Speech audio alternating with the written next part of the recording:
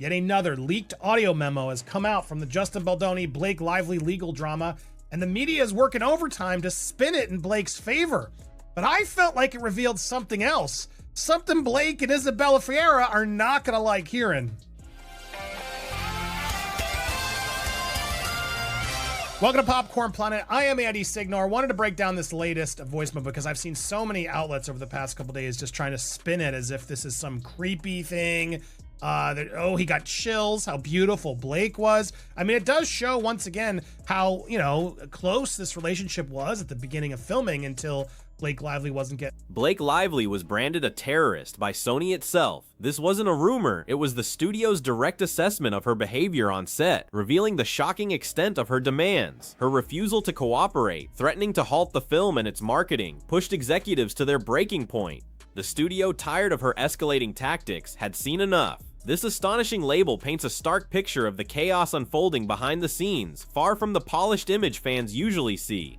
Sony's patience had clearly worn thin, hinting at a much deeper conflict than previously imagined, and sending a clear message about who held the real power. He got chills, how beautiful Blake was. I mean, it does show once again how, close this relationship was at the beginning of filming until Blake Lively wasn't getting her way. But this is always the headline. Anything that makes Justin seem like he's always, overdoing it with Blake, they run with it. So I want to play the audio message. There's two sort of portions. There's the beautiful part, which we're going to get to in the beginning. And then there's another thing that I don't think enough people are talking about that I want to discuss with you. But let's start. Here it is. This is the latest voice memo from Justin. Hey Blake, I hope the fitting was super successful. Thank you for sending those pictures. That was really cool. I was in the... This bombshell comes amidst leaked voice memos, painting a drastically different picture than the media spin. Outlets worked overtime to portray Justin Baldoni as creepy for a simple compliment, yet the actual audio reveals a professional, collaborative environment that Blake herself actively sabotaged. The narrative pushed by her camp twisted innocent interactions into something sinister, deflecting from the real issues simmering beneath the surface. It's a classic misdirection play, designed to control the public perception while the true story remained hidden in plain sight, demonstrating a calculated effort to manipulate public opinion and discredit others. Hey Blake, I hope the fitting was super successful. Thank you for sending those pictures. That was really cool. I was in the department head meeting and they came through and I was like waiting for them to load and I legit got the chills when I saw it. And you look beautiful. It's gonna work so well. There it is. Was that creepy? Is beautiful allowed? Was she going for beautiful? Or is that crossing the line too? Like, are we allowed to give any compliments to Blake? Beautiful's fine, I guess. Or is it? Is sexy hot? Not okay. Even though Sony and Blake herself have said the word and said it's integral to the film's success, but I digress. One particular voice memo shows Justin Baldoni genuinely excited about Blake's portrayal of Lily. He describes getting chills, seeing her in costume, calling her beautiful. This wasn't an inappropriate advance, but a director's sincere appreciation for his lead actress embodying the character. Yet this natural human reaction was immediately weaponized, spun as overdoing it or creepy by certain media factions. It highlights a deliberate effort to paint Baldoni in a negative light, regardless of context or genuine sentiment, revealing a calculated strategy to undermine him and shift focus from other controversies. Your genius marketing brain here, and also your EP brain. So here's Justin collaborating and asking for her genius marketing brain, her EP brain, literally involving her in this collaborative process as he's promised, which Blake keeps saying he never did. So we first of all, we got 2,600 submissions from around the country for Young Lily, which was incredible. We had a whole team of people sorting and watching, and really just anybody who vaguely resembled you and who could act a little bit made the list. I did a big callback for a few days. It's almost as if Justin and Wayfarer are like hugely Justin's audio also clearly shows him involving Blake in crucial decisions, specifically asking for her genius marketing brain and EP brain. This directly contradicts Blake's repeated claims that he never included her in the collaborative process. He sought her input on casting young Lily, presenting her with options and discussing the marketing implications and audience reception. This level of engagement completely dismantles her narrative, proving she was far from sidelined. Rather, she was a central figure whose opinion was actively sought, indicating a genuine desire for her creative input. And found Isabella Ferrer. Let that sink again. Justin found Isabella Ferrer. There she is. Justin found her. We'll come back to that in a second, but I just want to really make sure that was heard. And she's here in New York. She just graduated from Carnegie Mellon. She's a beast. And as soon as she came on the screen, when I watched it, I was like, ooh, I could see young you in her. And she's got depth, and I can tell she can do anything. And I was so excited. The casting of Isabella Ferrer, who plays young Lily, reveals another layer of manipulation. Justin Baldoni explicitly states he found Isabella, personally discovering her after reviewing thousands of submissions. He was deeply impressed by her talent and resemblance to Blake, seeing her as the perfect fit for the role. This pivotal discovery was undeniably his, yet the credit was later conspicuously shifted, becoming a central piece of Blake's self-aggrandizing story. The truth of Isabella's casting was later conveniently rewritten to serve a different agenda, stripping Justin of his deserved recognition. Super bummed, but again, nobody likes. This is my other channel, by the way. Go subscribe. I keep clicking the wrong link. Isabella looked like Blake.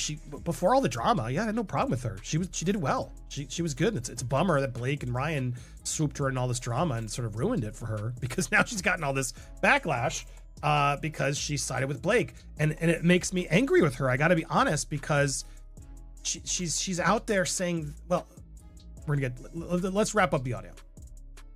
30 more seconds.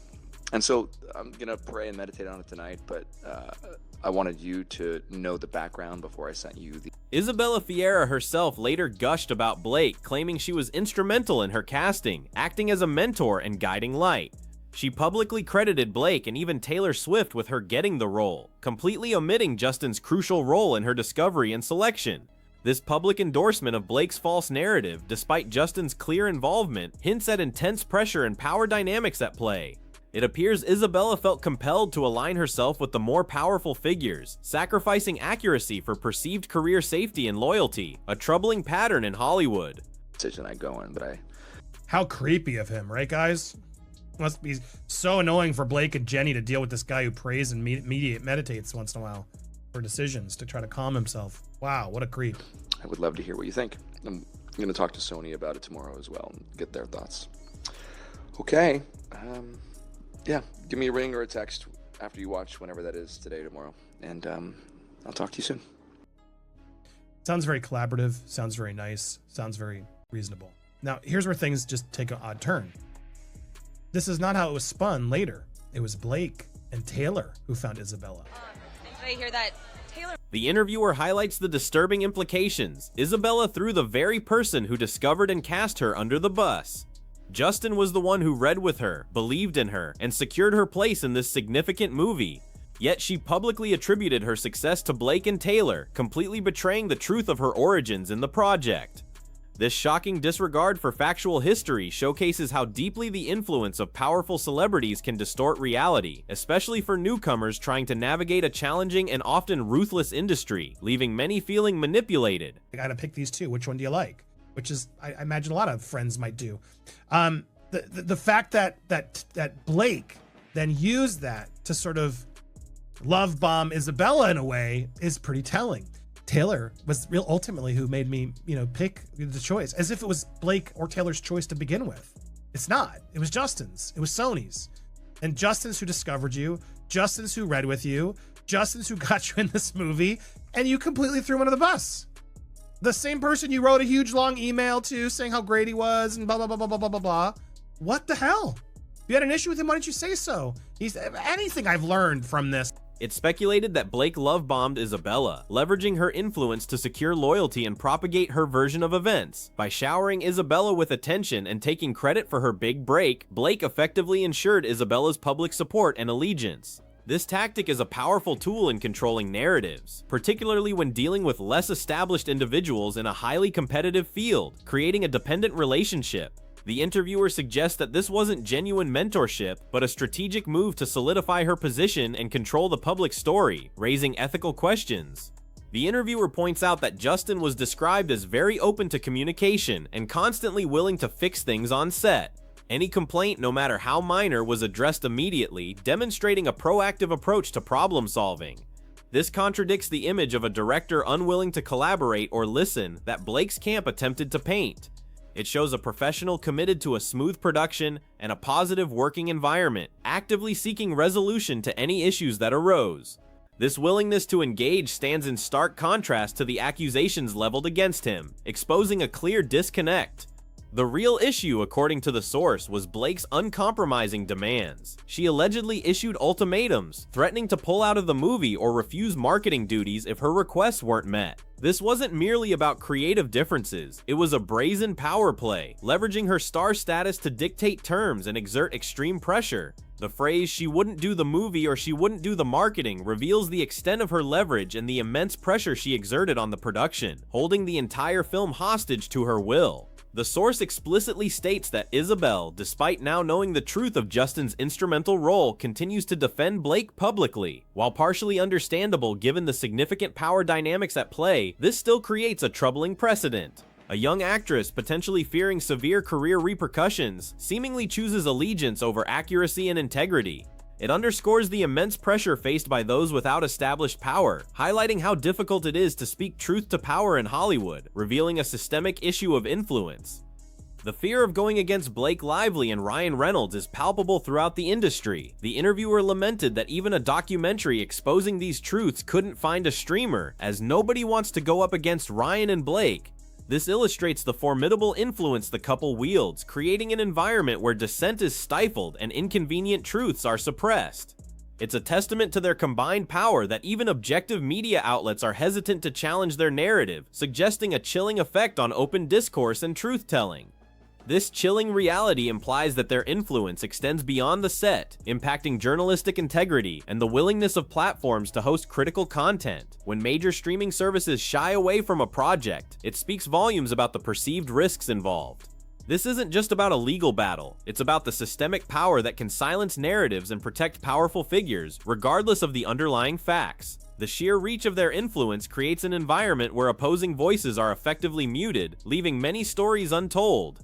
The voice memo also reveals Justin's thoughtful consideration for the casting of young Lily. He weighed the marketing benefits of casting a fan-favorite actress, Abigail Cohen, against the crucial need for a visual resemblance to Blake. His internal debate, sharing his predicament with Blake, shows a director meticulously balancing artistic integrity with commercial viability.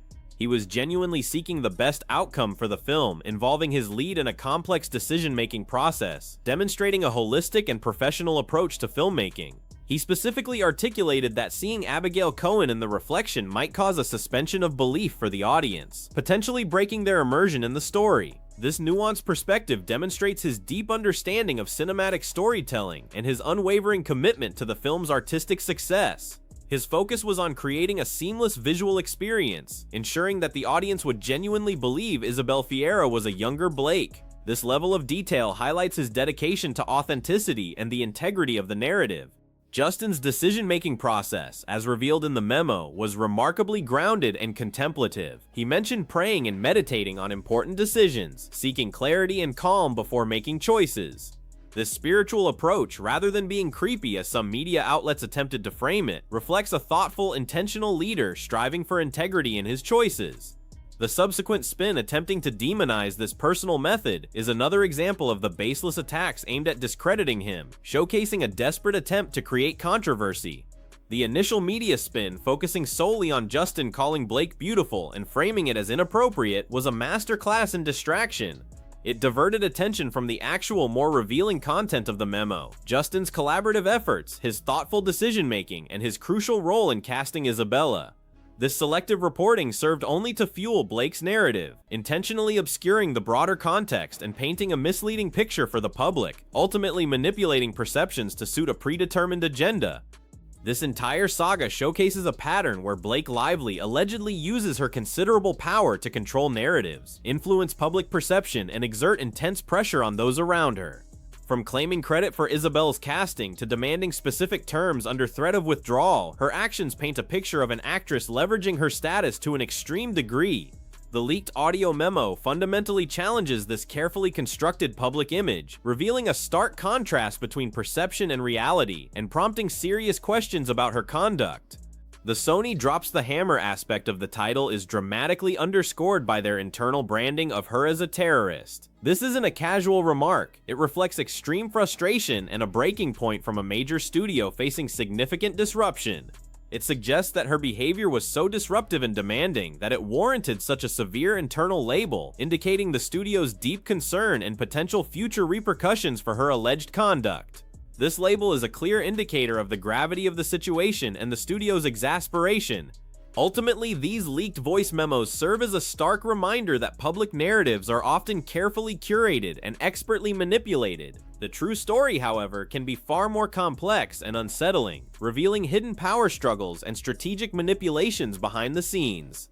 As the legal drama unfolds, the raw truth buried in these recordings will undoubtedly continue to challenge established perceptions, forcing a reevaluation of who was truly at fault and the disturbing lengths to which influence can distort reality, urging viewers to question everything